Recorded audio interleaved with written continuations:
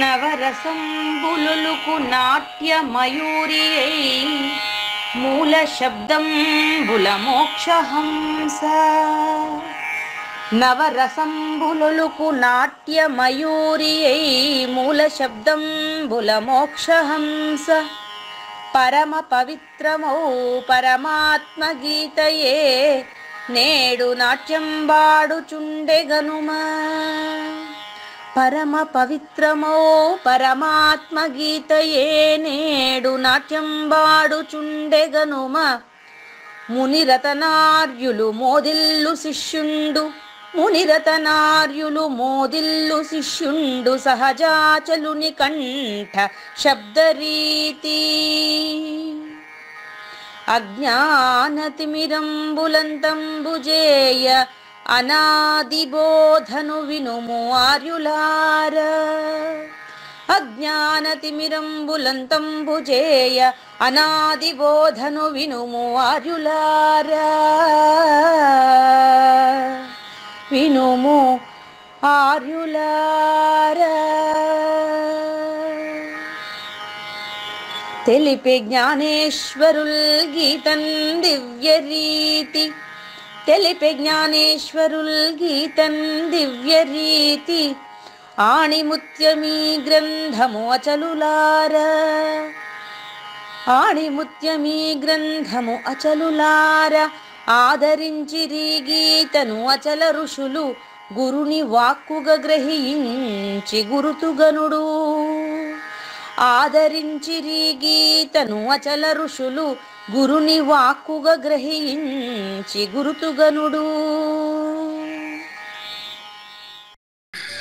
హరి ఓం. శ్రీ గురుభ్యో నమః. నమో భగవతే వాసుదేవాయ. నమో నారాయణాయ. ఓ నమః శివాయ.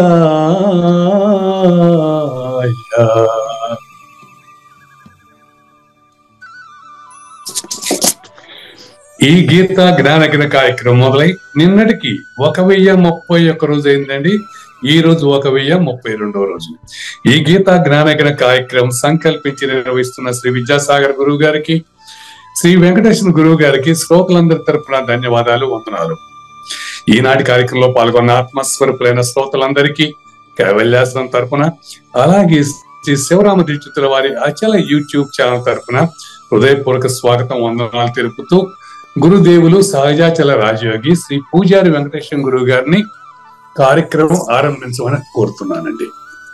సర్వము గురుమయము, సర్వము గురుమయము.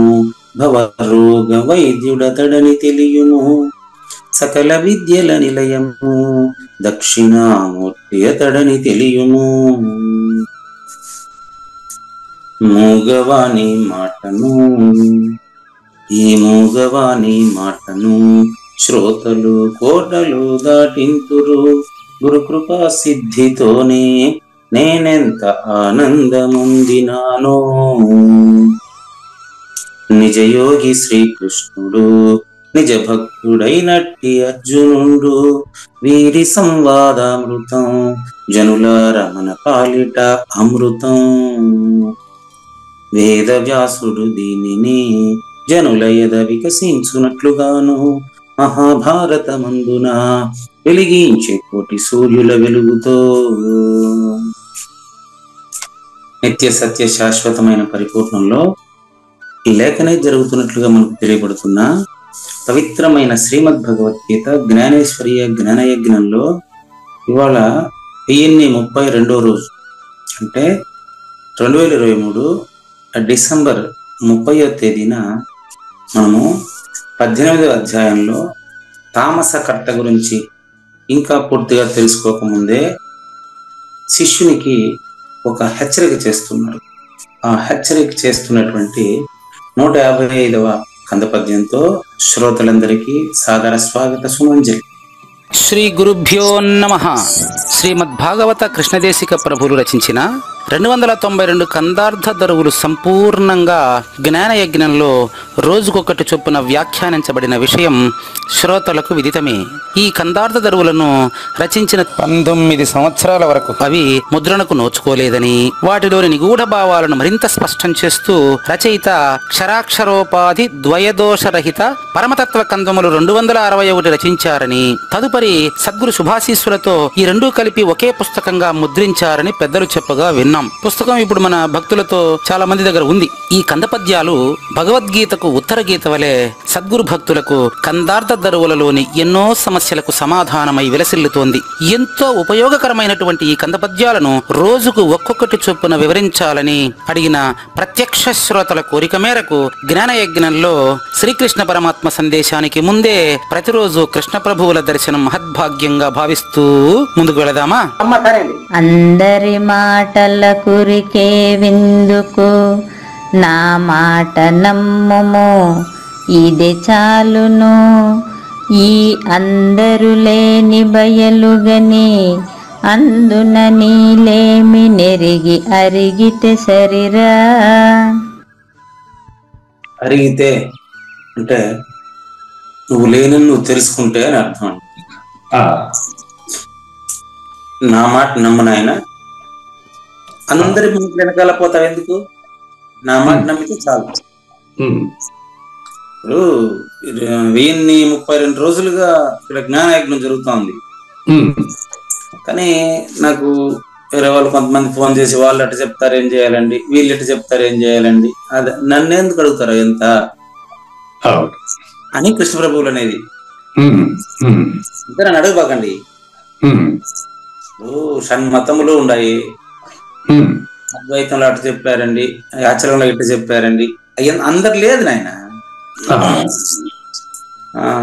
కొంతమంది ముస్లింలు మతం గొప్పది అంటారండి, కొంతమంది హిందూ మతం గొప్పది అంటారండి, కొంతమంది బైబిలే గొప్పది అంటారండి. అన్ని లేవని కదా చెప్తా అండి. ఇది ఇంకొక ఆయన ఫోన్ చేస్తాడు, పాపం బ్యాచ్మేట్ వెంకట్రావు గారు ఫోన్ చేస్తారు. మిత్రమా, ఇన్ని రోజులు నాకు నీ మీద చాలా గొప్ప గౌరవం ఉండేది, కానీ ఆయన ఎవరో ఫోన్ చేస్తే మీరు ఎందుకు మిత్రమా నేను హిందువు అని గట్టిగా వాదించలేకపోయినావే, నీ మీద నాకు గౌరవం మొత్తం పోయింది అంటాడు. అంటే నేను ఒక మతానికి సంబంధించిన వాడిని అని వాదిస్తే ఆయనకి ఇష్టం. ఏం చేయమంటారు చెప్పండి? అంతమంది లేవు నాయన, ఉండేది ఒక్కడే, అది నువ్వే, నువ్వు పరిపూర్ణుడు రా తండ్రి అని నేను భంగపోతా ఉంటే మిమ్మల్ని. వాడిని ఎందుకు వాదించలేదు, ఈయన ఎందుకు ఖండించలేదు, వాడు తిడతా ఉంటే నువ్వెందుకు గుమ్మను ఉండవు, అన్ని నేను లేవు నాయన, ఉండేది నేను ఒక్కడే తండ్రి, అది నువ్వే. అది పద్యభావం.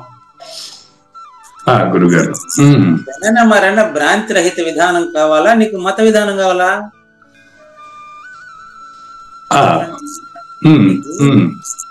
జనన మరణాల్లోకి రాకుండా ఎప్పుడు నిద్ర లేచినప్పటి నుంచి మళ్ళీ నిద్రపోయేంత వరకు కూడా నేను లేనట్టి విధానంలో అస్పర్శ యోగంతో హాయిగా నిత్యానందంతో జీవించే విధానం నీకు కావాలా వద్దా?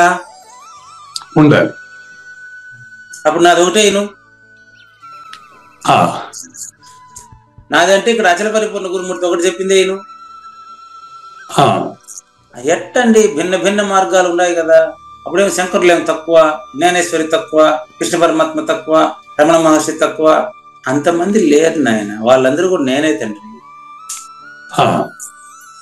వాటి ఎందు ఎట్టి భ్రాంతికి లోను కావద్దు. నువ్వు రమణ మహర్షి నీకంటే వేరుగా లేడు, అదంతా నువ్వే. నువ్వు వచ్చినాక వచ్చిన వాళ్ళందరూ. శివరామ దీక్షితులు లేదా, శంకరులు లేరా, ఉండారు, వాళ్ళు లేదనట్లే. వాళ్ళందరూ పూజారి వెంకటేశ్వర వచ్చినాక వచ్చిన వాళ్ళు. అంతకు ముందు వాళ్ళు ఏడున్నారు నాకేంటి తెలుస్తుంది? నా గురించి నేను చూసుకోకుండా వాళ్ళ గురించి అంతా మాట్లాడితే ఎట్టండి? అంతేనండి. నేను వచ్చినాకే అంతా వచ్చింది. జగం వచ్చినా, ప్రపంచం వచ్చినా, పరిపూర్ణం వచ్చినా, ఏదేరికి వచ్చినా వచ్చింది పరిపూర్ణ. ఇప్పుడు ఆ పదమే వాడలేదు నేను ఇంతవరకు. మీరు వాడలేదు. ఏదైనా కూడా మన చర్చల్లో వచ్చిందంటే అది మనం ఉన్నాకే వచ్చింది కదా గురువు గారు. అది నేను అనేటువంటి భావం ఉండేవాడికి వచ్చింది ఇవన్నీ. కానీ పరిపూర్ణ ప్రబోధ అనేది ఎవరిని ఖండించదు, అందరినీ నిరసించి ఉన్నది ఉన్నట్లుగా గురువు మనకు సూచన చేసేది. నీలోనే గురువు తనిగా శిష్యుడు తనిగా ఉన్నాడంటే ఇంకా అడిగి బాయ్, ఇంకా మరి బోధ కుదరదు నీకు. నా మాట నమ్మవయ్యా, మీ గురువు అయిన మేకానంద స్వామి నువ్వే తండ్రి, నాగేశ్వర ప్రసాద్ లేదయ్యా అక్కడ. సాంప్రదాయబద్ధంగా వస్తు నిర్ణయంగా కూడినటువంటి భ్రాంతి రహిత విధానం ఆయన ఇది. ఈ పరిపూర్ణ భావాన్ని దృఢపరచుకో. నిన్ను ఎవరన్నా పొగిడితే వదిలేయి, తిడితే కూడా వదిలేయి, రెండు పక్కన పెట్టు. నువ్వు లేని విధానాన్ని అవలంబించు. ఇప్పుడు నీ ఆశయ సిద్ధి చేకూరుతుంది. నాయన నీకు చెప్పేటువంటి బోధ ఎట్లాంటిదంటే, సకల దేశములందు సకల కాలములందు సర్వ వస్తువులందు చలించకుండా అంతటా తనకు తాను స్వతసిద్ధంగా అచల పరిపూర్ణంగా ఎప్పుడు ఉంది. అది అది నువ్వు. ఆ నువ్వు అంటే ఏది? నేను, నువ్వు అనని నువ్వు. నిన్న అభయానంద పెట్టారు, అభయానంద సవరించారు, నేను పెట్టిందని కూడా. నువ్వు అచల పరిపూర్ణుడివి. నువ్వు నాగేశ్వర ప్రసాద్ కాదు, మేకన్ అభయానందవి కావు, పూజా వెంకటేశ్వర కావు, నువ్వు హిందువు కాదు, ముస్లిం కాదు, క్రిస్టియన్ కాదు. ఇవన్నీ రెండో మూడో నువ్వులో నేను. నువ్వు నిజంగా అచల పరిపూర్ణుడు. నీలో ఏం లేదు నాయన, ప్రపంచం లేదు, ఇంకా నాగేశ్వర ప్రసాద్ లేదు, ఎంత లేదు. నిజమైన నువ్వు ములుగుత్త సందు లేకుండా ఉండవు తండ్రి. అందులో జీవుడు, జగత్తు, ఈశ్వరుడు ఇవన్నీ తంతనిగా ఉన్నాయా? అవన్నీ నాగేశ్వర ప్రసాద్ వచ్చినాయి తండ్రి. నాగేశ్వర ప్రసాద్ ఒక్కడిని వదిలిపెడతా ఎన్ని లేవు నాయన. సర్వభ్రాంతులకు మూలంగా గుర్తిరుగుతా ఉండేటువంటి తెలివి ఏదైతే ఉందో అది నాగేశ్వర ప్రసాద్ లోనే. ఇక నాతో పాటు ఎవరు లేరంటారు గురువు గారు? అది నీతో పాటు అంటావే, అప్పుడే అది అందరికి సంబంధించింది. అది ఇప్పుడు నాతో పాటు గురువు లేడా? నాతో పాటు మరి చుట్టూ నేను లేననుకునే వాళ్ళు 10 మంది ఉన్నారుగా చుట్టూ. అదేనండి, అంతమంది లేరు. రెండో చరణం చూడండి. అందరూ లేని బయలు గని, దాన్ని చూడమంటే దీన్నే చూస్తావట. నీతో పాటు 10 మందిని చూస్తావా? నిన్ను చూస్తావా? ముందా నన్నే చూస్తా. నన్ను చూసినాక నా గురువుని చూస్తా. మళ్ళీ నీ గురువాన్ని చూసినట్టు నీతో పాటు నీ గురువుని చూస్తాననేది నాగేశ్వర ప్రసాద్. గురువు గారు, నీతో పాటు నీ గురువుని చూస్తా, నీతో పాటు పూజా వెంకటేశ్వరని చూస్తా, నీతో పాటు కొడుకున్నాయి, ఇదంతా నాగేశ్వర ప్రసాద్ చెప్పే మాటలు. అవును, ఇది అక్కడ లేదు. ఇక్కడ నిజమైన నీలో ఇవన్నీ లేవు. నిజమైన నువ్వేది? మూలము లేని గుర్తిరిగేటువంటి తెలివికి నాతో పాటు 10 మంది ఉన్నారు అంటే ఆ నేను ఒరిజినల్ కాదు. అదే నా భావంతో 10 మంది ఉన్నారు అని. అది నీ భావం కాదంటున్నాను కదా. నాగేశ్వర ప్రసాద్ భావం అది. గురుడిచ్చిన భావం. గురుడు ఇవ్వలేదు నీకేమి, నాలో ఉన్న తెలియజేసిన భావం. అదే నువ్వే తెలుసుకోవాలి. అది ఒక్కరు తెలియజెప్పేదే కాదు. సద్గురుమూర్తి నీలో నుంచి నీకే తెలియజెప్పిన తర్వాత నువ్వే గురువు అని అపరోక్షము చెందాలి, ప్రత్యక్ష ప్రమాణం అవ్వాలి. కానీ అక్కడ గురువు ఉన్నారు కదా గురువు గారు. అయ్యో, తనీగా గురువు లేదండి, మీలోనే గురువు, మీరే శిష్యు. ఇదే నిర్వాణ శక్తి ఉందే మీ దగ్గర కూడా. ఇప్పుడు మీరు లేకుండా అక్కడ తెలుస్తుంది గురువు గారు, తెలియట్లేదు కదా. అదేనండి, అవి ఎంత సినిమాలో పాత్రలు మాత్రమే. నేను లేకుండా మీకెట తెలుస్తుంది, మీరు లేకుండా నేనెట చెప్పేది. కావూరు నాగేశ్వర ప్రసాద్ ఈ రెండు కూడా జ్ఞానయజ్ఞం లేని జ్ఞానయజ్ఞంలో పాత్రలు అంతే, నాటకం అంతే. అది చక్కనమాట. బాగుంది. వేషధారి ప్రారంభం కావడంతో పుట్టుగా అంటున్నాం. అది ఎన్ని వేషధారులు. ఓకే ఓకే, అంతే. వాడు నిష్క్రమించడాన్ని మరణం అంటున్నాం. అంతేలేండి.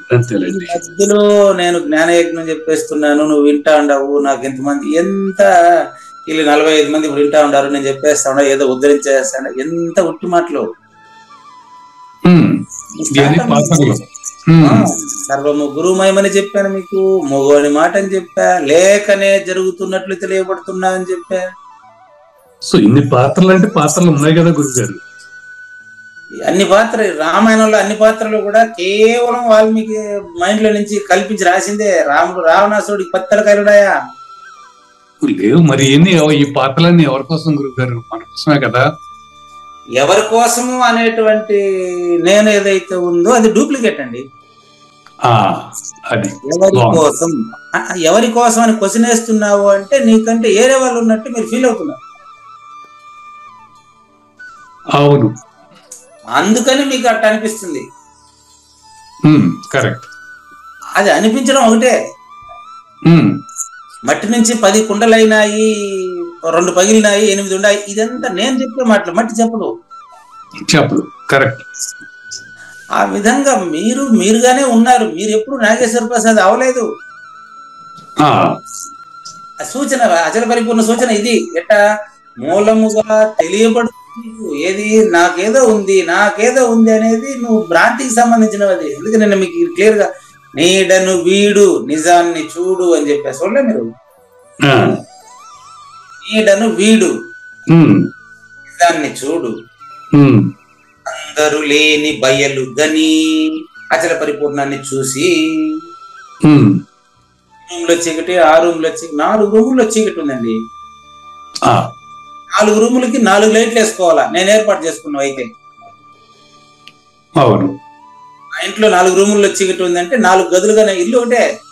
అవునండి, 4 రూముల్లో లైట్లు వేయాలి నేనేస్తే కాబట్టి. అవునా? అవును గురుగారు. చిత్తూరు నుంచి హైదరాబాద్, నేను చిత్తూరులో, మీరు హైదరాబాద్, చిత్తూరు నుంచి హైదరాబాద్ వరకు లైట్ వేయాలంటే నా వల్ల అవుతుందా? కుదరదు. అంతే, నేను వేయాలనా? సహజంగా ఉంది. అది తెల్లారడం అనేది నాకు సంబంధించింది, పగులకు సంబంధించింది కాదు అది. అవును, రాత్రి చీకటిగా ఉందండి. కావూరు నాగేశ్వర ప్రసాద్ నేను మాట్లాడాలంటే చిత్తూరు నుంచి హైదరాబాద్ వరకు లైట్ వేయాలనా? సాధ్యం కాదు, అవసరం లేదు, సాధ్యం కాదు, అవసరం లేదు. రాగి నేనున్నంత వరకు ఎంత ఉందో పరిమితం అంతే కావాలంటే దర్శాలి అసలు. అందుకనే ఒక్కసారి మీరు ఆలోచించండి, దగ్గర రాత్రి పగులని 2 లేదు.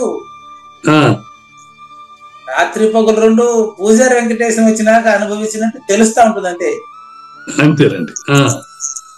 రాత్రి పగులు అనేది 2 కూడా నా పుట్టుకకి నా మరణానికి మధ్యలో ఉండేది రాత్రి పగులు. పూజారి వెంకటేశానికి ముందు రాత్రి పగులు తెలుసా వాడిగా? తెలియదు. అది సూక్ష్మము. కరెక్ట్. వచ్చినాక తెలుసుకోవాలిగా, మరి తెలుసుకుంటే కదా. అదే వీడు పూజారి వెంకటేశానికి ముందు వీడు శూన్యము, వాడికి రాత్రి పగుల గురించి తెలియదు. అరే పూజారి వెంకటేశం నువ్వు బతికుండేటప్పుడే, ఇప్పుడు 50 అయిపోయింది కదా వయసు, ఇప్పుడే ఆ శూన్యం అని తెలుసుకోవాలంటే గురువు దగ్గరికి పోనాయన అని చెప్పారు. అవును, గురువు దగ్గర గురువు నాకేమీ లేదు, ఏమి ఇచ్చిన తలపల్లి గారు నాకు చెప్పండి. ఎందుకు ఇవ్వలేదు గురువు గారు? గురువు మనకి ఇవ్వకుండా ఉన్నారా? ఏమి ఇచ్చినాడు చెప్పండి మీరా? అనంత జ్ఞానం. ఎంతన్నా కానీ మనకు కావాల్సినంత. అదేనండి, ఏమి ఇచ్చారు ఆయన? అట్లా ఎలా అంటారు? మీరు నాకు ఇవ్వలేదా గురువు గారు? నేను ఏమి ఇచ్చినానో చెప్పమనే కదా అడుగుతున్నాను. ఆయన నాకేమి ఇచ్చారు, మీకు నేనేమి ఇచ్చారు చెప్పండి. ఇప్పుడు నేను పొందింది ఏంటో నాకు తెలుస్తుంది గురువు గారు, మీకు ఎలా చెప్పడం, దాన్ని వివరించలేంగా. మరి నేను కూడా అదే కదా చెప్పినా, ఇంగ్లీష్ చెప్పినా. నేను చెప్పిన బాగుండు అదే కదండి. తెలపల మునిరత్నం గారు నాకేమి ఇచ్చినారు అని నేను చెప్పలేను కదా. చెప్పలేవు. ఎందుకు చెప్పలేనంటే చెప్పేవాడు లేడు. ఆ భావంతో నేను చెప్పేది కూడా అంతే, నువ్వు చెప్పింది నేను చెప్పింది ఒకటేనండి. అంతేలే, అంతే, నేను లేని భావంతో చెప్పేది. ఓకే. అందుకని గుర్తిరిగే ఈ తెలివికి మూలము గాని స్థానము గాని లేదని గురువాక్యం చేత దృఢపరచుకోవడమే గురువు ఇచ్చిందని తీసుకోవడం, అంతేగాని అది వస్తువు కాదు. అవునండి, గురువాక్యం చేత దృఢపరచు. మీరే చెప్పారు, నా నోటితో నేను చెప్పలేను అని.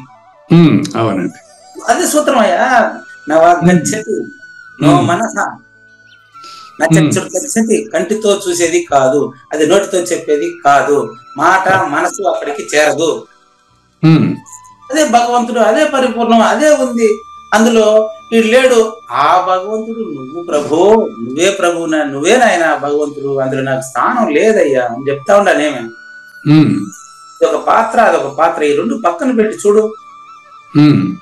నాగేశ్వర ప్రసాద్, కావూరు నాగేశ్వర ప్రసాద్, ఇప్పుడు పూజారి వెంకటేశం అనేటువంటి నాటకాలు ఇద్దరు కట్టి పెట్టి చూడు, వాటి నిద్రలో ఉంటే నిన్ను చూడు. ఇప్పుడు అదండి వాటి నిద్రలో ఉంటే నువ్వే ఇప్పుడు కూడా రావలేదా? అవును, మరి అది పరిపూర్ణమే కదా. అవును గురుగారు.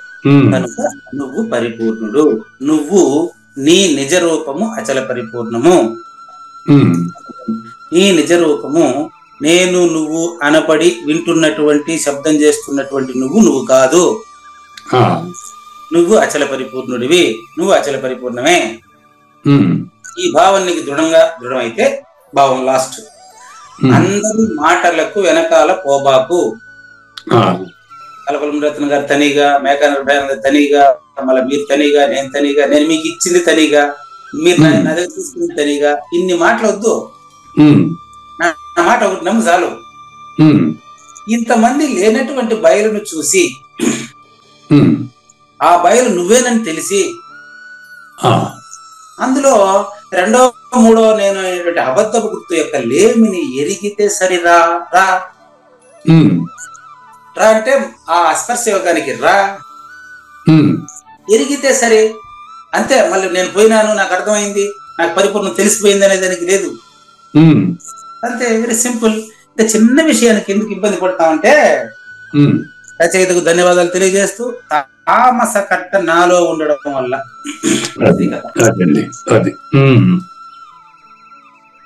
గురు సూచన అర్థం కాకపోవడానికి కారణం ఏంటంటే రాజస తామస కట్ట నాలో ఉండడం వల్ల, నేను సత్వగుణాన్ని పెంపొందించుకోకపోవడం వల్ల. జ్ఞానయజ్ఞం రెండో భాగంలో మనకు 32వ రోజు మనం ఈరోజు అయుక్త ప్రాకృత స్తబ్ద షఠో అనైష్కృతికో అలసః విషాది దీర్ఘసూత్రీ చ కర్త తామస ఉచ్యతే అని తామస కర్త గురించి దాదాపుగా సగం అంటే 13 ఉదాహరణలు చూసాం. తామస కర్త గురించి 13 ఉదాహరణలు చూసాం. అవునండి. మరి 14వ ఉదాహరణ ఇప్పుడు చూడబోతాం. నిన్న తామస కర్త ఎలా ఉంటాడంటే పెంట కుప్పల వల్ల వృద్ధి పొందేది పెంట కుప్పే ఉంటది. తామస గుణాలతో వృద్ధి పొందేవాడు తామస కర్తే అవుతాడు. అవును. వాడు సంతృప్తి అంతా మిథ్యాపూరితం. వాడు అహమ్మన్యత్వము వలన, నేను అనేటువంటి దానికి బందీ అవ్వడం వలన, నిజానికి నేను ములుగు చదువు లేకుండా ఉండేది నిజమైన నేను ఫస్ట్ పర్సన్. అవునండి. అది చూసేది చెప్పేది కాదు, అది ఎప్పుడు ఉంది, అదే నువ్వు. అవునండి. భ్రాంతికి సంబంధించిన మిథ్య అహమ్మన్యత్వము వలన, అహమ్మన్యత్వము అంటే నేను నేను నేను పూజారి వెంకటేశం నేను, దీనికి దైవాసుర సంపత్తి విభాగంలో చెప్తాడు అనమాట. 16వ అధ్యాయం 15వ శ్లోకంలో చెప్తాడు. ఆఢ్యోభిజనవానస్మి కోన్యోస్తి సదృశో మయా యక్ష్యే దాస్యామి మోదిష్య ఇత్యజ్ఞాన విమోహితాః అంటాడు 15వ శ్లోకంలో. ఈ భావన మరి పరిపూర్ణ బోధ వినేదని ఒప్పుకోదన్నమాట. అధ్యాయం నంబరు 16 దైవాసుర సంపత్తి విభాగం. అందులో 15వ శ్లోకంలో చెప్తాడు, క్లియర్ గా ఉంది చూడండి. ఆఢ్యోభి జన, ఇది ఆయన చెప్పిందేనండి, మళ్ళీ నేను చెప్పింది అనుకోలేదు. ఆఢ్యోభి కింద లాస్ట్ శ్లోకం చూసుకోండి. ఆఢ్యోభి జనవానస్మి కోన్యోస్తి సదృశో మయా యక్ష్యే దాస్యామి మోదిష్య ఇతి అజ్ఞాన విమోహితాః. రాక్షస గుణాలు. అది అజ్ఞాని. మోహితం వేరు, విమోహిత వేరు. మోహిత అంటే అజ్ఞానానికి అటాచ్మెంట్. అవును. వి అనే అర్థం ఏంటంటే విశేషంగా వాడు అది ఒప్పుకోడు, మొండిపట్టు. విమోహిత. ఓకే. మక్కుపట్టు వల్ల ఏమంటాడంటే ఆఢ్యోభిజనవాన్ అస్మి, నేను ఎంతో మంది సేవకులను కలిగి ఉన్నాను, నాకింద ఎంతో మంది పనిచేస్తున్నారు. కోన్యోస్తి సదృశ్యమయ, నాకు సమానమైన వాడు ఉన్నాడా? చూడు, నాకింద ఎంతో మంది పనిచేస్తున్నారు కదా. ఇక్కడ వీకి ఏంటి కరెక్ట్ గా మీనింగ్ ఎలా తీసుకోవచ్చు? విమోహిత, మోహితకి వి అంటే బలవత్తరంగా అన్నట్టుగా, అంటే కొంచెం పవర్ ఎక్కువ ఉన్నట్ట కాదండి. మోహిత అంటే అటాచ్మెంట్ అండి. అవును. విమోహిత అంటే అదే నిజం అనుకోవడం అండి. ఓహో, అదే నిజం. బాగుందండి. ఓకే, నేనే ఓకే. నిజము, నేనంటే మూడో నేను నిజం అనుకునేవాడండి. ఆ, అజ్ఞానమే నిజం, నాకు కనపడింది నామరూపాలే సత్యం. ఉమ్, నామరూపాలకు మించినటువంటి శూన్యం అది ఏడుంది, అది శూన్యం లేదు కాబట్టి జనన మరణాలు మాత్రం ఉన్నాయి. చచ్చిపోయిన తర్వాత అనుభవించేది ఏమీ లేదు కాబట్టి బతుకుండేటప్పుడు ఈ ఇల్లు నాది, ఈ దొడ్డి నాది, ఈ ఫ్లాట్ నాది, ఈ డబ్బు నాది, ఈ బంగారు నాది, దీనికి నేను ఓనరు, ఉమ్, నా దగ్గర ఇంతమంది పనిచేస్తున్నారు, ఆ, నాకు సమానమైన వాడు ఎవడున్నాడండి? అదేనండి. అట్లా అనుకుంటారు. ఈ మోహం ఎక్కువ మోహించడం. అది నిజం అనుకోవటం, తను నమ్మింది అనుకున్నది తన భ్రాంతిని నిజం అనుకోవటం. యక్ష్యే, ఇన్ని యజ్ఞాలు చేశాను కదా నేను, ఉమ్, దాస్యామి, ఇంతమందికి ధర్మం చేసినాను, ఉమ్, ఇంతమందికి దాన ధర్మాలు చేసిన, నాకు స్వర్గం గ్యారంటీ కదా. ఉమ్, మోదిష్య, ఇలా ఉప్పొంగిపోతూ ఉంటాడు ఎవడు? ఇది అజ్ఞాన విమోహిత, వీడు అజ్ఞానం వల్ల. అది ఈశ్వరోహమహం భోగి, అతను 14 కూడా ఈశ్వరోహమహం భోగి సిద్ధోహం బలవాన్ సుఖి. ఉమ్, ఇంతమందిని చంపినానే, ఒక్క సాక్ష్యం కూడా లేదు తెలుసా? వీడే సాక్షి. ఇక్కడ తెలుసు ఆ పేపర్ లో ఎట్టొచ్చి ఏమని వచ్చింది? పేపర్ వాడు మనోడే. ఏమని వేసినాడు నీకు? గుర్తు తెలియని వాహనము గుద్దడం వలన ఆకస్మిక మృతి అని హెడ్డింగ్ వేయించింది మనమే. ఇదే సాక్ష్యం. వాడు చెప్తాడు సాక్షి లేదంటున్నాడు, వాడే సాక్షి. అదేం చెప్పట్లేదు అండి, 14వ శ్లోకం అదే. అంటే అజ్ఞానం ఎంత బలవంతంగా ఉంది చూడండి. తామస కట్ట అంటే వీడేను. అంటే నిన్నే మీ నోట్లో వచ్చింది, అది ఇప్పుడు వస్తాను. రౌడీజం ఇప్పుడే అసౌమయ హతహ శత్రువు. నేను నా ఖాతాలో ఎన్ని హత్యలు నాకు తెలుసా నీకు? అదేనండి ఇది. అసౌమయ హతహ శత్రువు హనిష్యే చాపరానపి. నేను ఎంతమందిని చంపాను తెలుసా? ఏమనుకున్నావు? ఈశ్వరుడు నేనే, లయకర్త అంటారు కదా, నేనే ఇంతమందిని చంపి ఇట్ట మాట్లాడుతూ ఏం చేయమంటారు? ఈశ్వరోహమహం భోగి, ఇంతమందిని చంపినాను, ఒక్క రోజన్నా జైలుకి పోయినానా? నా పేరుతో వాడు జైలు శిక్ష అనుభవిస్తున్నాడు చూడు, వాళ్ళ కుటుంబానికి డబ్బు ఇచ్చింది కూడా నేనే అంటాడు వాడు. సిద్ధోహం బలవాన్ సుఖి, నా దగ్గర దానికి డబ్బు ఉంది. బలవాన్, నేను ఎంత బలవంతుడు తెలుసా నీకు? ఇన్ని హత్యలు చేసినప్పటికీ ఒక రోజు కూడా జైలుకు పోలే. ఎంతో మంది నా కింద పనిచేస్తున్నారు, చాలా నాకు సమానమైన వాడే లేదు నాయన. ఎందుకంత అన్ని మాటలు ఎందుకు? నిత్య ప్రపంచంలో చూస్తూ ఉంటాం. కాబట్టి అజ్ఞాన విమోహిత, అజ్ఞానం చేత మాట్లాడబడే మాటలు ఇవి. ఇక్కడ వచ్చేయండి అట్టుంటది కదా. ఇందులో వాడు ఏమంటే ఈశ్వరుని ఎదుట కూడా వంగడు. నేనే ఈశ్వరుడు అంటాడు వాడు. దానికి పోయినా వాడికి ఇప్పుడు మనం వాడు భగవంతుడు ఒకడు ఉన్నాడు నాయన, ఆయన పుట్టడు పెరగడు సావడు. లేదు నేనే భగవంతుడు అంటాడు వాడు. భగవంతుడు అంటే అర్థం ఏంటంటే పుట్టడో పెరగడో సావడండి. ఆయన సృష్టికి మూలం కాదండి మళ్ళీ. కాబట్టి భగవంతుడు అంటే పుట్టడు పెరగడు చావడు, చాలా స్పష్టంగా. అజం అవ్యయం అజోపిసం అవ్యయాత్మ, నేను పుట్టుకు లేని వాడైనప్పటికీ పూజారి వెంకటేశ్వరంలో మాట్లాడుతున్నట్టు తెలియబడుతుండడం వల్ల మీరు పూజారి వెంకటేశాన్ని దేవుడు అనుకుంటారు. తప్పు. పూజారి వెంకటేశ్వర దేవుడు కాదు, ములుగుచ్చడానికి సందు లేకుండా ఉండే విషయాన్ని చెప్పడానికి వచ్చిన ఒక పాత్ర, అంతే అంతే. అంతేగాని అదేదో ఒక మతం కాదు అది. ఆయన ఊరు అచల మతం అని కూడా రాస్తాడు వ్యాఖ్యానం కృష్ణరాబోలు పుస్తకానికి. ఆయన ఏం చేయాలి, ఇది ఒక మతం కాదు. అచలంలో భేదం వాదం లేదుగా, అస్సలు లేదు. కాబట్టి చూడండి, ఇప్పుడు మనం తామసకర్త గురించి చూద్దాం. గురుగారు, గర్వము ముందు, వాడి గర్వం ముందు పర్వతం కూడా తక్కువ అంటాడు. ఈ కొండ కంటే నేను గొప్ప అంటాడు వాడు. అది 14. నెక్స్ట్ 15 చూడండి. ఎవడి మనోవృత్తి చూడు, కాళ్లతో మర్దించిన దొంగల యొక్క నల్లని డేరా వలె ఉంటాడు వాడు. అంటే అజ్ఞాన విమోహితం అంటే ఇది అర్థం. అది కాళ్ళతో ఓకే. నల్లగా అంటే వాడు అంత అజ్ఞాని అని అర్థం.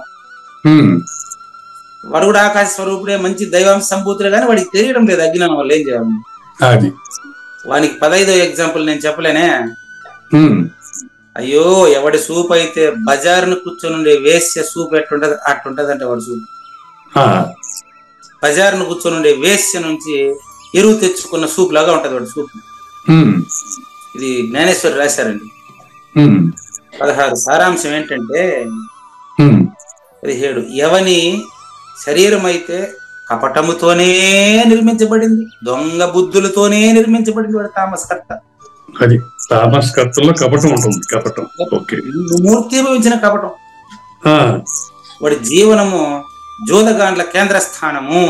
18 అది ఎప్పుడు వ్యసనపరుడు అని అర్థం. అది 19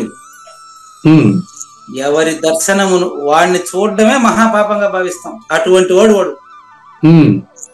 ఎవరిని దర్శనం వలన దాని దర్శనం అనకూడదు. దాన్ని స్వార్థ లోలురైనటువంటి బిల్లుల గ్రామంగానే ఎరుగాలి. అంటే ఏమాత్రం అక్షర పరిజ్ఞానం లేనటువంటి, జ్ఞానం లేనటువంటి అజ్ఞానిగా వాడిని చూడండి.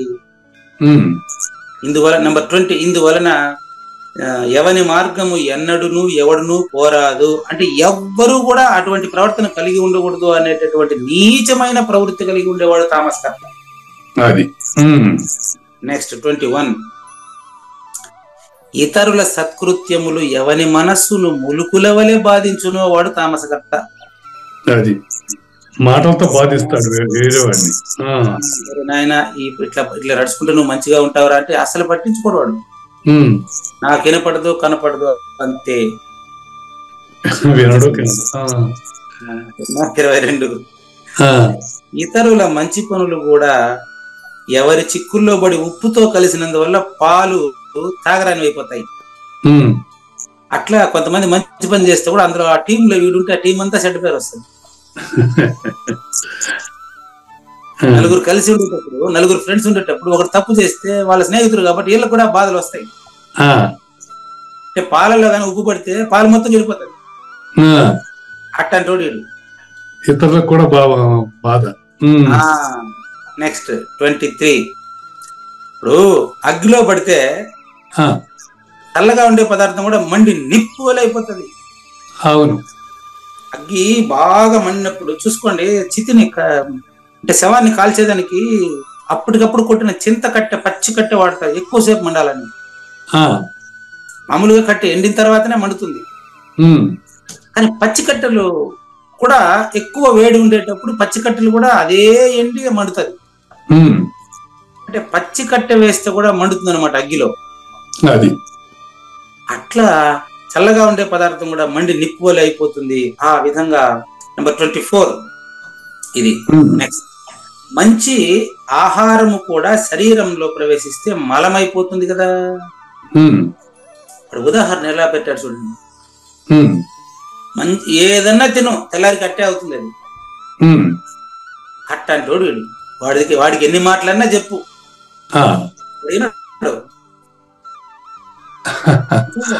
ఎలాంటి రుచికరమైనటువంటి పవిత్రమైన పదార్థం తిన్నప్పటికీ బలంగానే రూపొందుతుంది. గుళ్ళో ప్రసాదమైన ఇంట్లో తినే అన్నమైన చివరికి అట్టపోయేదే కదా. ఆ విధంగా వీడికి సాక్షాత్తు సద్గురు వాక్యాన్ని ఎత్తుకొచ్చి చెప్పినా అయినాడు వాడికి ప్రయత్నం చేయబాకండి. అవునండి. కాబట్టి నెక్స్ట్ గుణములకు కూడా దోష స్వరూపం ఇస్తాడు వాడు. తామసవాడు ఎవడు చెప్పినా 26 వాడు పాము వలె అమృతాన్ని కూడా విషంగా మార్చేస్తాడు వాడు. చూడండి, పాము అంటేనే అది విష జంతువు అని అర్థం, విషపురుగు అని అర్థం. కాబట్టి నెక్స్ట్ 27 అతని దగ్గరనే ఉంచబడి ఉందా అన్నట్లుగా అతి త్వరగా నిద్రాలోలుడు వాడు. నిద్రాలోలుడు అంటే అజ్ఞాని అని అర్థం. ఇక్కడ ఈ భౌతికమైన నిద్ర కాదు, అజ్ఞాని. మంచి మాటలు చెప్తాంటే ఆవలింపు వస్తుంది వాడికి. అవును, మాట్లాడుతూ ఉంటే మంచి మాటలు ఎప్పుడు వస్తే అప్పుడు ఆవలింపు లేచి వెళ్ళిపోతాడు, ఉండలేడు వాడు. కాబట్టి దుష్కార్యం ప్రారంభించుట చూడనే ఎవరి వద్ద నుంచి నిద్ర అతనిని నిక్కుటంగా అసహించుకొని అని పారిపోతాడు. అదే చెడ్డ పని మొదలు పెట్టేటప్పుడు మాత్రం తగుదనమ్మని పరిగెత్తుకొని వస్తాడు. మంచి పని మొదలు పెడతాడు కూడా ఆడు నిలబడలేడు, మంచి పనికి రాడు. చెడ్డ పని ప్రారంభించేటప్పుడు మాత్రం భలే హుషారుగా పరిగెత్తి వస్తాడు. అది 29. వాస్తవంగా కళ్యాణ సాధనమునకు అనుకూలించిన అవకాశం వచ్చినప్పుడు ద్రాక్ష లేక మామిడి రసమును ఆరగించే రోజుల్లో కూడా కాకులు నోటి యందు వ్యాధి వచ్చు విధమున అనమాట. ఇప్పుడు మంచి విషయాలు కళ్యాణకరమైన మాటలు మాట్లాడేటప్పుడు వాడు దగ్గర ఉండలేడు, దాన్ని వినలేడు, ఎందుకంటే చెడ్డ గుణాలకే అలవాటు పడ్డాడు. అట్లా అనమాట. నెక్స్ట్, పగటి వెలుగులో గుడ్ల గోప గుడ్డిది. అట్ట వీడు మంచి విషయాలు, ఇది మనకు ఇక్కడ యా నిశా సర్వభూతానాం తస్యాం జాగర్తి సంయమ 69 రెండో అధ్యాయం 69.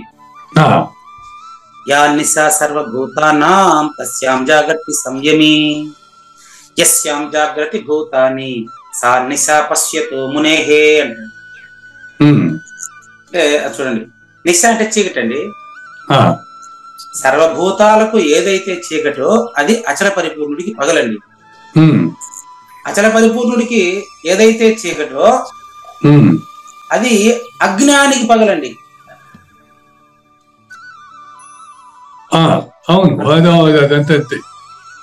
ఇది వాడికి లేదు, అది వీడికి లేదు, అంటే సూర్యుడి దగ్గర ఇది ఉండదు, అట్లా అనమాట. అచలుడికి ఏదైతే లేదో అది అజ్ఞానికి తామసకుని ఉన్నాడికి ఉంటుంది. వీడికి ఏదైతే లేదో అది వాడికి, ఇది అది కాదు, అది ఇది కాదు, ఇది కాదు, అది ఉల్టా. అది అస్పర్శ యోగం అంటే. అక్కడ నిశ, రెండిట్లో నిశ అంటే చీకటి.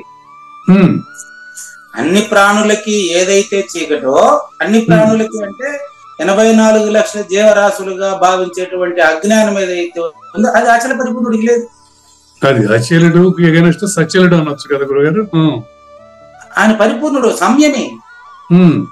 సంయమి ఆయన బిరుదు. గుడి తిరిగి వచ్చేసారు.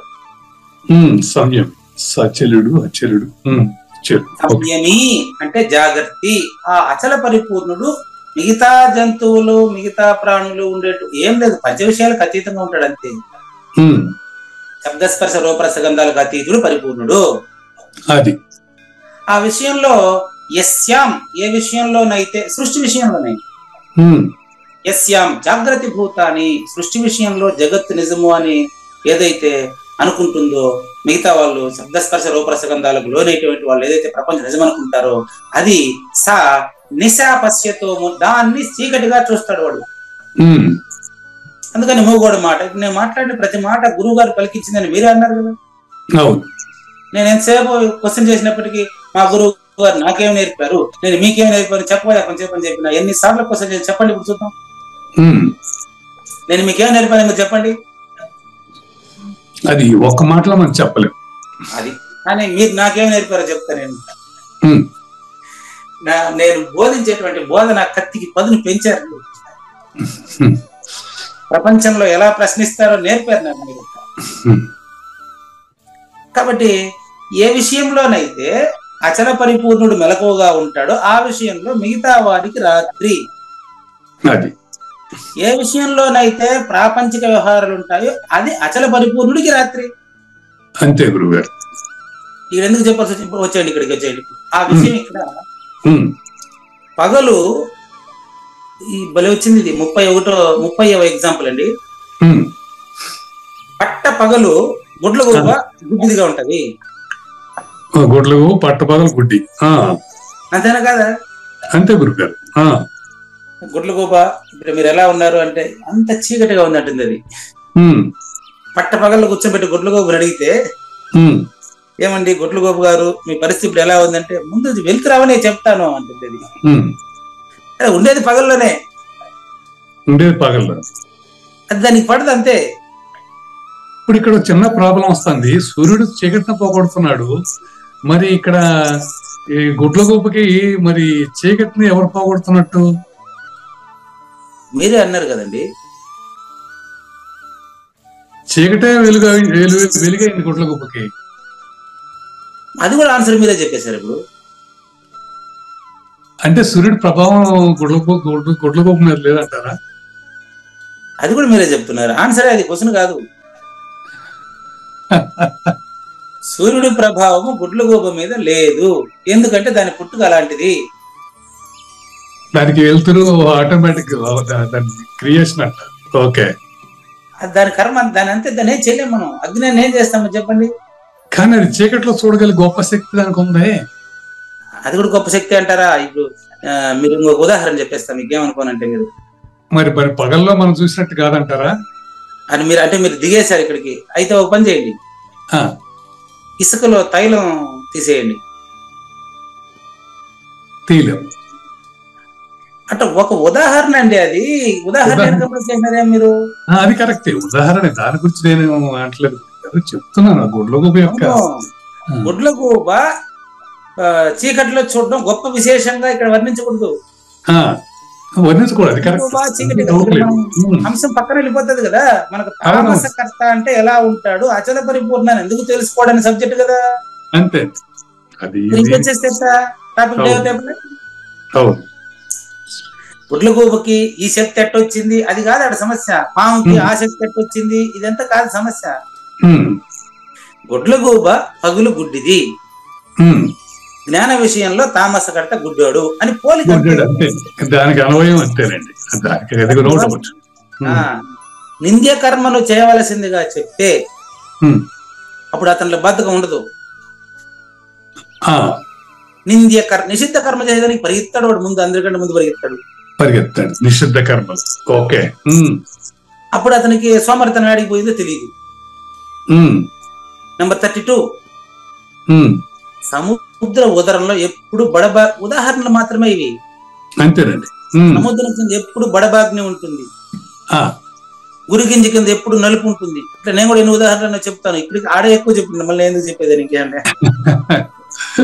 చాలా ఉన్నాయి, బాగున్నాయి. సముద్రం కింద అగ్ని ఉంటది. అవునండి. గురిగింజ కింద నలుపు ఉంటది. అవును. అజ్ఞాని కింద ఎప్పుడు అజ్ఞానమే ఉంటది. నేను జ్ఞానవంతుడు అనుకుంటాడు వాడు, అది విషయం. అవునండి, అజ్ఞాని కింద ఎప్పుడు అజ్ఞానం కూర్చుంటుంది. కాబట్టి ఎల్లప్పుడు కూడా మత్సరము చేత బంధించబడి ఉంటాడు వాడు. మత్సరం. ఓకేనండి. పరిషత్ వర్గాల్లో ఒకటది మత్సరం. ఓకే. కామ క్రోధ లోభ మోహ మద మత్సర్యం లాస్ట్ దాన్ని పెట్టాడు వాడికి. మత్సరం. ఓకే. కామం దగ్గర జయించకుండా వాడు ఏం చేసినాడు, అన్ని పెట్టుకున్నాడు వాడు దాంట్లో. అందుకని నెక్స్ట్, ఎవడైతే జీవితమునందంతా కూడా పిడకల నిప్పులో పొగ నిండి ఉండే విధంగా ఎప్పుడు అజ్ఞానంతో నిండి ఉండేవాడు తామసకర్త. నెక్స్ట్ 33. ఇంకా వాడికి ఎట్టప్ప చెప్పాలా, ఇది కూడా రాసేసాడు ఈయన, చదవాల్సిందేనా? ఒకసారి చూడండి, ఇంకా కొంచెం పైకి తీయండి. పిడకల నిప్పులో పొగ నిండి ఉండే కొంచెం పైకి మీరే చదువుకోండి. దాంట్లో పోయింది, ఆ పేజీలో పోయింది. ఇంకా దించండి, అది మీరే చదువుకోండి, నా వల్ల కాదు అని చెప్పి. అక్కడ కూడా దానికి కూడా ఏమంటారు, పూసారు. ఏం పూసారు? ఏం పూసారంటే నల్ల ప్రింట్. అది కూడా ప్రింటర్ కూడా పనిచేయలేదు అని చెప్పేదానికి, ఆ మాట చెప్పేదానికి నా వల్ల కూడా కాలేదు. అవునవును. గుదద్వారంలో ఎప్పుడు దుర్గంధమే ఉంటుంది, తామసకర్తలో ఎప్పుడు అజ్ఞానమే ఉంటుంది, నామరూపాలకు సంబంధించిన జ్ఞానమే ఉంటుంది వాడికి. అది తామస గుణంలో నామరూపాల సంబంధమైన గుణాలే ఉంటాయి, దుర్గంధమే ఉంటుంది. అట్లా ఈ రీతిన నాసిక వరకు మత్సరంతోనే నిండి ఉంటాడు వాడు. వాడి వాసన ఎప్పుడు కూడా దుర్వాసనే. వాడికి ఎప్పుడు పంది బురద మెచ్చు, పన్నీరు మెచ్చునా. ఇది చక్కని మాట. పంది బురద ఇష్టమైనట్టు అది పోతుంది. నాకు ఇది బలం ఉంది, బిస్కెట్ ఇది అంటుంది అది అనమాట. మనం బిస్కెట్ తిన్నట్టు తింటే దాన్ని. అట్లా వాడికి అజ్ఞానికి అదే వస్తుంది, మనం ఏం చేస్తాం. అవునండి. వీరుడైనటువంటి ఓ కావూరు నాగేశ్వర ప్రసాద్ గారు, మానవ జన్మలో మీరు పరిపూర్ణులని తెలియండి, అంతేగాని తామసకర్త లక్షణాలు ఇలా ఉంటుందని ఊరికే తెలుసుకుంటున్నాం మనం, అంతేను. అంతే. ఎవడైతే ప్రత్యక్ష కల్పాంతమును కూడా దాటి ఇంకా ముందుకు పోనంతటి కామ్యకర్మలు ఆరంభిస్తాడు, చూసారా? వీడికి ఎన్ని కల్పములు ఎన్ని సృష్టిలు వచ్చినా పోయినా వీడిని మార్చేదానికి ఎవ్వరి వల్ల కాదు అటువంటి తామసకర్త వీడు. 35. ఏదైనా కళ్యాణకరమైన కార్యం చేయాల్సి వస్తే అతని నుంచి ఒక్క గడ్డి పోచ కూడా లభించదు. ఏదైనా కళ్యాణకరమైనటువంటి కార్యం చేయాల్సి వస్తే అతని నుంచి ఎలాంటి సహాయం మనకు అందదు. అటువంటి వాడు తామసకర్త. కావూరు నాగేశ్వర ప్రసాద్ గారు ఈ లోకమునందు ఈ విధంగా కేవలము మూర్తిభవించిన పాప వారాసి, పాప రూపమున, పాప సమూహంలో పాపకు కొండలాంటి పురుషుడు ఎవడు కనిపిస్తాడో వాడిని తామసకర్తగా తెలుసుకోవయ్యా. సజ్జన శిరోమణి అయినటువంటి ఓ కావూరు నాగేశ్వర ప్రసాద్ గారు, నీకు ఈ విధంగా కర్మ, కర్త, జ్ఞానములందరి త్రివిధముల లక్షణములను పూర్తిగా చెప్పడం పూర్తయింది. బుద్ధి, ధృతి, బుద్ధి, ధృతి అనే 2 పదాలు పరిచయం చేసి వాటిలో కూడా 3 రకాలు చెప్తున్నాను. బుద్ధి, ధృతి గురించి ఒక్కొక్కటి 3 రకాలని చెప్పడానికి ఒక శ్లోకం, అదే నంబర్ 29. భగవాన్ వాచ, శ్రీ భగవాన్ వాచ, బుద్ధిర్భేదం ధృతేశ్చైవ, బుద్ధేః భేదం ధృతేశ్చ, గుణతః త్రివిధం శృణు, గుణతః త్రివిధం శృణు, గుణతః త్రివిధం శృణు, గుణతః త్రివిధం శృణు, ప్రోచ్యమానమశేషేణ, పోచ్యమానం అశేషేణ, పృథక్త్వేన ధనంజయ. పృథక్త్వేన ధనంజయ. పృథక్త్వేన అంటే వేరు వేరుగా చెప్తానని అర్థం. పృథక్త్వేన, అవునండి. ఇప్పటి వరకు మీకు సాత్విక, రాజస, తామస, కర్మ, కర్త, జ్ఞానం 3 రకాలు, 3 3 9 అయింది. 9 అయింది కంప్లీట్ గా. ఇప్పుడు దాని తర్వాత ఇంకొక రెండింటిని ఇట్లా 3 3గా డివైడ్ చేసి చెప్పబోతుంది. ఆ రెండింటి పేరు ఒకటి బుద్ధి, ఒకటి ధృతి అండి. అది ఈ శ్లోకంలో ధనంజయ అంటే ఓ కావూరు నాగేశ్వర ప్రసాద్ గారు. ధనంజయ అంటే జ్ఞాన ధనాన్ని జయించినటువంటి కావూరు నాగేశ్వర ప్రసాద్ గారు. బుద్ధేహే అంటే బుద్ధికి కూడా 3 రకాలు. బుద్ధి కర్మానుసారిని అంటూ ఉంటారు కదండి, అట్లా బుద్ధి 3 రకాలండి. ధృతి ఏవ అట్లాగే ధృతి కూడా 3 రకాలండి. ఏ రకాలండి? సత్వ, రజ, తమ అండి. గుణతః త్రిగుణాలు, త్రివిధ 3 రకాలు. ఇవి నా చేత మీరు ఇప్పుడు అశేషేణ సంపూర్ణంగా పరిపూర్ణంగా ఆ 2 3 6 శ్లోకాల్లో 6 గుణాల గురించి స్పష్టంగా నా చేత ఇప్పుడు మీకు ప్రోచ్యమానం చెప్పబడును. వాటిని మీరు ఇప్పుడు శృణు వినండి. శృణు అంటే వినండి. అంటే ఓ కావూరు నాగేశ్వర ప్రసాద్ గారు, మీరు ఇప్పుడు నా దగ్గర బుద్ధి, ధృతి అనేటివి ఒక్కొక్కటి 3 రకాలుగా, అంటే సాత్విక బుద్ధి, రాజస బుద్ధి, తామస బుద్ధి, అట్లాగే సాత్విక ధృతి, రాజస ధృతి, తామస ధృతి, ఇట్లా ఒక్కొక్కటి 3 రకాలుగా ఉంది. అది వినండి అని చెప్పడాన్ని జ్ఞానేశ్వరులు ఎక్స్ప్లెయిన్ చేస్తారో చూడండి. ఇక నీకు అవిద్య అనే గ్రామంలో తామసకర్త గురించి వదలలే, ఇంకా కొంచెం ముందుకు తీసుకొని పోతున్నారండి. వాడి గ్రామం అవిద్య. గ్రామం అంటే విలేజ్. ఏం విలేజ్ ఇది తెలుసా? ఇంద్రియ గ్రామము. Sense organs village. అవిద్య అనేది తామసకర్తలో ఉండేటువంటి ఇంద్రియ గ్రామం. మొత్తం అవిద్య. వాడి మనసు, బుద్ధి, చిత్తము, అహంకారము, శబ్ద, స్పర్శ, రూప, రస, గంధము, ధ్యాన, అపాన ఇవన్నీ 25 ఇంద్రియాలు మొత్తం వాడిది అజ్ఞానమే కదా. కాబట్టి ఆ యొక్క అవిద్య అనే గ్రామంలో మోహము అనే వస్త్రాన్ని ధరించినటువంటి వాడు అజ్ఞాని, తామసకర్త. మరి తన శరీరం పైన జ్ఞానేశ్వర భగవద్గీత తీసుకోండి. ఏమైనా ఆయనకి ఇబ్బంది కలిగిందా? ఇప్పుడు నాగేశ్వరరావు గారు జ్ఞానేశ్వర భగవద్గీత తీసుకోండి. పైకి తీయండి. చూడు, అవిద్య అనే గ్రామంలో మోహం అనే వస్త్రం ధరించి తన శరీరం పైన ఉండే సంశయ వృత్తులనే అలంకారములు ధరించి అంగములు మరి ఉపాంగముల సహితముగా ఆత్మనిశ్చయం యొక్క ప్రకాశమును చూపించేటువంటి అద్దమే బుద్ధి. అంటే అవిద్యను గుర్తిస్తా ఉండేది బుద్ధి. ఈ బుద్ధి ద్వారా మానవుడు, మిగతా జీవరాశులకు కాదు కదా, మానవుడు మాత్రం బుద్ధి 3 రకాలని తెలిసి ఏ బుద్ధిలో ప్రవర్తించాలో తెలుసుకోవచ్చు కదా. అందుకని కావూరు నాగేశ్వర ప్రసాద్ గారు మీ సాకుతో జ్ఞాన యజ్ఞంలో కావూరు నాగేశ్వర ప్రసాద్ గారికి బోధించే నెపంతో సద్గురుమూర్తి ప్రపంచానికి 3 రకాల బుద్ధులు తెలియజేస్తున్నాడు. ఈ బుద్ధి ప్రవాహం కూడా 3 రకాలండి. ఆ, ఏదంటే ఈ ప్రపంచంలో దేనికైనా 3ఏనండి, సాత్విక, తామసిక, రాజసిక. ఇంతకు ముందు శ్రద్ధాత్రయ విభాగ యోగంలో కూడా ఇదే కదా చెప్పారు. ఉమ్, గీత కూడా త్రయ గీతలు ఉమ్, అంటే భగవద్గీత, ఉత్తర గీత, గర్భగీత, ఉమ్, 3 గీతలు. ఆ, భగవద్గీతలో బాగా విని సరిగ్గా అర్థం కాకపోతే అప్పుడు ఉత్తర గీత, అది అర్థం కాకపోతే గర్భగీత చూడండి. అంతేగాని నేరుగా లాస్ట్ గర్భగీత చిన్నదండి అధ్యాయం వేస్తుంటే కుదరదు. అదండి. ఉమ్, 17 అధ్యాయాలు చదివితే 18వ అధ్యాయం ఏకాధ్యాయం అవుతుంది. ఉమ్, అది కాకుండా 17 అధ్యాయాలు చదువుకుంటా అయితే 18వ అధ్యాయం ఒకటే చదువుకుంటానంటే అర్థం కాదు నీకు. ఉమ్, చాలా ఇంపార్టెంట్, గుర్తుపెట్టుకోండి. కాబట్టి ఈ ప్రపంచంలో సత్వాది త్రిగుణముల సంయోగం చేత 3 రకాలుగా అంటే పదార్థమే లేదు. భౌతిక పదార్థం అంటే 3 రకాలు ఉంటది. అవును. అది స్థూల, సూక్ష్మ, కారణ అనేది వస్తుభేదము. ఉమ్, సాత్విక, రజస, తామస అనేది గుణభేదము. ఉమ్, కాబట్టి గర్భమునందు అగ్ని లేని కట్టె ఏదన్నా సృష్టిలో ఉంటుందా? ఓహో, కట్టెలు పిడుకులు అనే పద్యంలో చూసాం కదా. అవునండి. పేడలో కూడా అగ్ని ఉంది. అవును. కాబట్టి అగ్ని లేని, అసలు ప్రపంచంలో అగ్ని లేని పదార్థమే ఉండదు. ఉమ్, రాయిలో కూడా అగ్ని ఉంది. 2 రాళ్ళు, రాయి మీద రాయి వేయండి, అగ్గి వస్తా కనిపి చూడండి. అగ్ని లేని పదార్థం లేదు ప్రపంచంలో. ఓకేనండి. ఉమ్, ఏదైనా కూడా అగ్ని లేని పదార్థం కాదు. పంచభూతాల్లో అన్ని వస్తువుల్లో అన్ని భూతాలు ఉన్నాయి. అవునండి. భూమి అంటే ఉమ్, 5 ఉన్నాయి దాంట్లో. భూములు అన్నీ ఉన్నాయి. అవును. నీళ్లు అంటే కూడా 5 ఉన్నాయి. భూమి మీద నీళ్లు ఉండేది,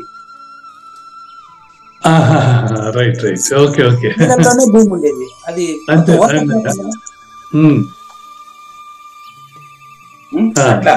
ఇంకా పైకి తీయండి, ఇంకా పైకి. ఉమ్, ఎందుకు దిస్తున్నారు? ఇంకా పైకి తీయండి. ఉమ్, గర్భంలో అగ్గి లేని కాష్టం ఏది లేదు కదా. అవునండి. అట్లా నెక్స్ట్ ఇదే విధంగా ఈ దృశ్య సృష్టిలో త్రిగుణముల మూలమున 3 రంగులుగా లేని వస్తువు ఏది లేదు. 3 రంగులు అంటే 3 గుణాలని అర్థం అది. అవునండి. కాబట్టి కావుననే బుద్ధి కూడా ఈ త్రిగుణ సంయోగం చేత త్రివిధముగా అయింది. ఉమ్, అట్లాగే ధృతి కూడా త్రివిధముగా అంటే సాత్విక బుద్ధి, రాజస బుద్ధి, తామస బుద్ధి. ఆ 3 శ్లోకాల్లో తర్వాత ఎక్స్ప్లెయిన్ చేస్తానండి. అదేనండి. ఉమ్, ధృతి కూడా ఇట్లేనండి. ఉమ్, ధృతి అందలే త్రివిధత్వము వాటికి గల భిన్న లక్షణములతో వివరించి చెప్తాను. ఉమ్, అంటే ధృతి కూడా సాత్విక ధృతి, రాజస ధృతి, తామస ధృతి అని 3 శ్లోకాల్లో 3 గుణాలని 3గా విభజించి చెప్తానండి. ఉమ్, కాబట్టి ఓ కావూరి నాగేశ్వర ప్రసాద్ గారు ఈ బుద్ధి ధృతి అనేటువంటి రెండింటి యందు ముందుగా నేను బుద్ధి గురించి ఎక్స్ప్లెయిన్ చేస్తానయ్యా. బుద్ధి. ఓకే అండి. కాబట్టి వీరుడవైన కావూరి నాగేశ్వర ప్రసాద్ గారు ఈ ప్రపంచిక సంసార క్షేత్రమునకు వచ్చేటువంటి అన్ని జీవులు కూడా ఉత్తమ, మధ్యమ, నికృష్ట అనే 3 మార్గాలు తెరవబడి ఉంటాయి. ఇంతకుముందు మనకు దైవాసుర సంపత్తి విభాగంలో చెప్పారు, త్రివిధం నరకస్యేధం ద్వారం నాశనమాత్మనః. 21వ శ్లోకం అనుకుంటాను, 16వ అధ్యాయం. ఉత్తమ, మధ్యమ, నికృష్ట 3 మార్గాలు తెరవబడి ఉంటాయి. నరకానికి 3 దారులు చెప్తాడు 21వ శ్లోకం. 21 చూసుకోండి. నరకానికి 3 దారులు అంట. 21 అంట. త్రివిధం నరకస్యేదం ద్వారం నాశనమాత్మనః. నాశనం ఆత్మనః అంటే ఆత్మ నశిస్తుందని కాదు. నాకు అంటే గుర్తెరుగుతున్నటువంటి మనిషికి కామము, క్రోధము, లోభం అనే 3 కూడా నరకమునకు తెరిచిన వాకిళ్ళు. బాగుందండి. అట్లా ఇక్కడ ప్రపంచంలో కూడా నీకు 3 ద్వారాలు ఉంటాయి. ఇక్కడ వేరే రకంగా చెప్తున్నారు. ఆ 3 ద్వారాలు ఎట్లుంటాయి? ఒకటి ఉత్తమ, మధ్యమ, నికృష్ట. ఉత్తమ సాత్వికం, మధ్యమ అంటే రాజసం, నికృష్ట అంటే తామసం. ఏ దారిలో ప్రవర్తన కొనసాగించాలి నీ ఇష్టం. వచ్చేయండి జ్ఞానేశ్వర దగ్గరికి వచ్చేయండి. బాగుంది. 3 మార్గాలు కూడా నిత్య, నైమిత్తిక, విహిత కర్మలు. రజో తమగుణ. ఓకే, సత్వ రజో తమ గుణాలు మీరు చెప్తున్నారు. ఓకే, సత్వ రజ తమ గుణాలు ఉత్తమ, మధ్యమ, నికృష్ట అవి. అవునండి. నైమిత్తిక, విహిత కర్మలలో ప్రతిరోజు నువ్వు చేసేటువంటి కర్మల్లో కూడా కామ్య కర్మలు, నిషిద్ధ కర్మలు అని 3 రకాలు. నిత్య, నైమిత్తిక, విహిత కర్మలు నంబర్ 1. కామ్య కర్మలు నంబర్ 2, నిషిద్ధ కర్మలు నంబర్ 3. ఇట్లా కూడా 3 రకాలుగా డివైడ్ చేయొచ్చు. ఒకసారి మళ్ళీ చెప్పండి గురుగారు. కామ్య కర్మలు, మద్యం చూడండి, కర్మలు 3 రకాలుగా చెప్తున్నారండి. నిత్య నైమిత్తిక విహిత కర్మలు నంబర్ 1. ఓకే. నిత్య నైమిత్తిక విహిత కర్మలు అంటే, నిత్య కర్మలు అంటే మనం పళ్ళు తోముకుంటాము, లేచి అవన్నీ చేస్తాం కదా, ప్రతిరోజు కంపల్సరీ చేసే పనులు. అవునండి. సందర్భానుసారంగా చేసే పనులు నైమిత్తిక. ఓకేనండి. ఈ నిత్య నైమిత్తికాల్లో కూడా నా ఆలోచన విహిత కర్మలుగానే ఉండాలి. ప్రతి ఒక్కరికి నా చుట్టుపక్కల ఉండే వాళ్ళకి సహాయం చేసే రకంగానే ఉండాలి తప్ప ఎవరిని బాధ పెట్టేట్టుగా ఉండకూడదు. అది విహిత కర్మలు. ఇది సాత్వికం. ఓహో, వేరే వారిని బాధ పెట్టేటట్టుగా ఉండకూడదు. అది సాత్వికం. ఓకేనండి. కామ్య కర్మలు కోరికతో చేసే పనులు రజోగుణం. కామ్య కర్మలు కోరికతో చేసాయి. ఓకే. నిషిద్ధ కర్మలు తమోగుణం. ఈ 3 మార్గాల్లో కూడా సంసార భయము వలన జీవులకు కష్టప్రదములగును. ఈ 3 మార్గాలకు అతీతంగా ఉండేదాన్ని నువ్వు తెలుసుకోవాలంటే పరిపూర్ణం గురించి నేను చెప్పకూడదు. పరిపూర్ణంలో లేనటువంటి త్రిగుణాల గురించి 3 ఎక్స్ప్లెయిన్ చేస్తే అది ఉండాలి, ఇది లేదని మీరే తెలుసుకోవాలి. ఒకరు చెప్పేది నువ్వు తెలుసుకునేది కాదు. ఇది సద్గురువు వచ్చినటువంటి జ్ఞానం ద్వారా మనమే మాట్లాడుతూ ఇద్దరు తెలుసుకోవాలి. అది విషయం. అని గురు శిష్య అన్యోన్య దర్శనం అంటారు. అది అందులో ముందుగా మొదటిది ఏంటంటే సాత్విక బుద్ధి. 3 రకాలు అన్నాం కదా, అందులో సాత్విక బుద్ధి గురించి ఇప్పుడు చూద్దాం. కానీ శ్రీ భగవాన్ ఉవాచ ప్రవృత్తించ నివృత్తించ కార్యాకార్యే భయాభయే బంధం మోక్షం చ యా వేత్తి బుద్ధి సా పార్థ సాత్వికి. పార్థ అంటే ఓ కావూరు నాగేశ్వర ప్రసాద్ గారు, యా అంటే ఇక్కడ ఏ బుద్ధి అయితే అని అర్థం. ప్రవృత్తించ నివృత్తించ కార్య భయే బంధం మోక్షంచ యా వేత్తి. యా అని ఒక అక్షరం తనగా పెట్టాడు. యా వేత్తి, ఈ తెలుసుకునేటువంటి బుద్ధి ఏదైతే ఉందో ఆ బుద్ధికి విచక్షణ జ్ఞానం కలిగి ఉన్నటువంటి బుద్ధిని సాత్విక బుద్ధి అంటారండి. అది విచక్షణ జ్ఞానం కలిగి ఉండడం అంటే ఏంటి? నేను చెప్పే ఏ పదమని నాకు తెలియకుండా ఉపయోగించనండి. ఏ పదమని నేను చెప్తే ప్రతిదీ ఉపయోగిస్తారని నేను తెలిసే ఉపయోగిస్తానంట. అనుభవపూర్వం నుంచి బయట వస్తుంది. విచక్షణ అంటే ఏంటి ఇప్పుడు చెప్తాను. విచక్షణ అంటే అర్థం ఏంటి? విచక్షణ అంటే ప్రవృత్తించ నివృత్తించ అంటే చేయదగిందేది చేయకూడనిదేది అది అని స్పష్టంగా తెలిసిన బుద్ధి విచక్షణ బుద్ధి అండి. స్పష్టంగా తెలియాలి. అది ప్రవృత్తించ నివృత్తించ. ప్రవృత్తి అంటే చేయదగింది ఏది, నివృత్తి చేయకూడనిది. అవునండి. కార్యాకార్యే భయాభయే, కార్యమేది అకార్యమేది, చేయదగిన పని ఏది చేయకూడని పని ఏది. భయ అభయే, ఏది భయము ఏది అభయం, ఏది బంధము ఏది మోక్షం. ఇవన్నీ కూడా తెలిసి ఉంటే చూడండి, ప్రవృత్తి నివృత్తి నెంబర్ 1, కార్యకార్య నెంబర్ 2, భయాభయ నెంబర్ 3, బంధం మోక్షం నెంబర్ 4. ఈ ద్వంద్వముల మధ్య స్పష్టమైనటువంటి అవగాహన ఉండేటువంటి బుద్ధి ఏదైతే ఉందో, బంధం ఏది మోక్షం ఏది తెలిసితే మోక్షము, తెలియకున్న బంధము. పదాలు 2 ఉంటాయడా? అవునండి. ఏం తెలిస్తే మోక్షం, ఏం తెలియకపోతే బంధం. అది తెలియద్దా? అవును. అది గురువే కావాలి దానికి, మన వాళ్ళు కాదు. కానీ తెలిసేది మీలోనే. అవును. కాబట్టి ఎవరైతే యథార్థంగా దీన్ని తెలుసుకుంటున్నారో ఆ బుద్ధి సాత్విక బుద్ధి. అది సాత్విక బుద్ధిని గురించి తర్వాత ఎపిసోడ్ లో చూద్దాం. లేనిది లేదు లేదు, ఉన్నది లేకపోవుట లేదయ్యా, ఈ గొప్ప మర్మమంతా నీ వలన తేటగా తెలిసెనయ్యా. గుణభేదములను బట్టి బుద్ధి ధృతియును త్రివిధంబులు విభాగపూర్వకముగా వాటిని నా నుండి తెలుసుకొనవా. ప్రవృత్తి నివృత్తులు తెలిసి కార్యంబు తెలిసి భయంబులు తెలిసిన అర్జున బంధ మోక్షము తెలిసిన యథార్థ భావంబుతో వీటిని తెలుసుకును బుద్ధియే సాత్వికంబు. శ్రీకృష్ణుని పలుకును సూటిగా తలపల మునిరత్నమే శ్రీమించిన భావమై సద్గురు చెప్పకనే చెప్పెను గదా. సద్గురు అర్థం మంగళం అమ్మ కానండి. జయ మంగళం నిత్య శుభమంగళం జయతు జయ మంగళం మహోత్సవ మంగళం. జయ మంగళం నిత్య శుభమంగళం జయతు జయ మంగళం మహోత్సవ మంగళం. శ్రీమించున చలంబు సూచించినటువంటి దక్షిణామూర్తికి దండమిడుతూ శ్రీమించున చలంబు సూచించినటువంటి దక్షిణామూర్తికి దండమిడుతూ శ్రీ మహావిష్ణువు సూర్య భగవానుడు యాజ్ఞవల్కి జనక రాజ ఋషికి జయ మంగళం నిత్య శుభమంగళం జయతు జయ మంగళం మహోత్సవ మంగళం. అయం వ్యర్థ బాహ్య కోపిన భవతి అనే సుఖయోగి సాంది పరుసుల వరుస.